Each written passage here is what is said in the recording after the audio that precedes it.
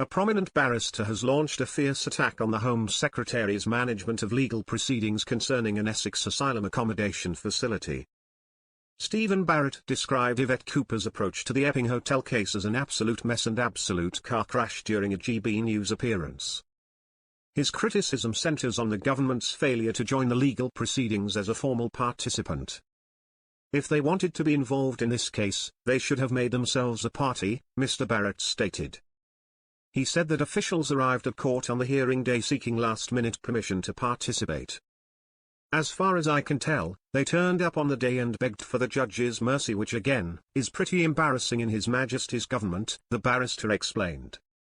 Ministers are now attempting to secure permission to challenge a High Court decision that prevents asylum seekers from staying at the Bell Hotel in Epping.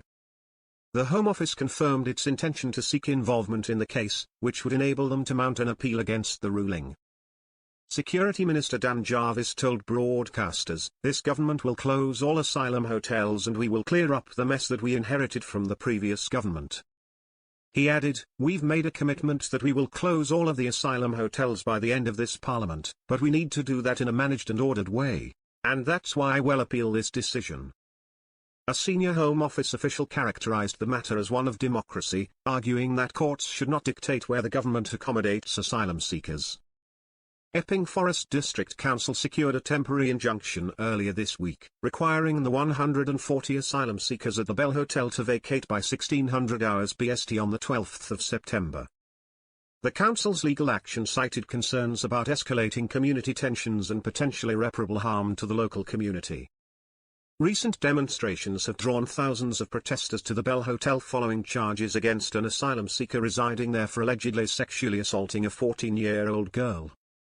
The hotel's owner, Somani Hotels, has announced plans to challenge the court order through their solicitors.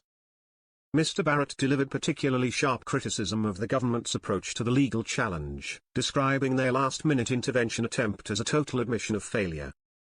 The barrister emphasized that the presiding judge had produced a 120-paragraph ruling over the weekend following Friday's hearing, suggesting awareness of potential challenges ahead. "I don't think that is normal in an interim injunction case, so he clearly knew something was going to challenge him," Mr. Barrett observed. He drew an unflattering comparison to illustrate the government's reactive stance. "What if we got invaded by Russia tomorrow? We can't have Dan Jarvis come and speak to the media tomorrow saying, 'We will deal with Russia by the end of this Parliament.' It's just not on." Mr. Barrett concluded that ministers should have anticipated and addressed the situation with adequate preparation time.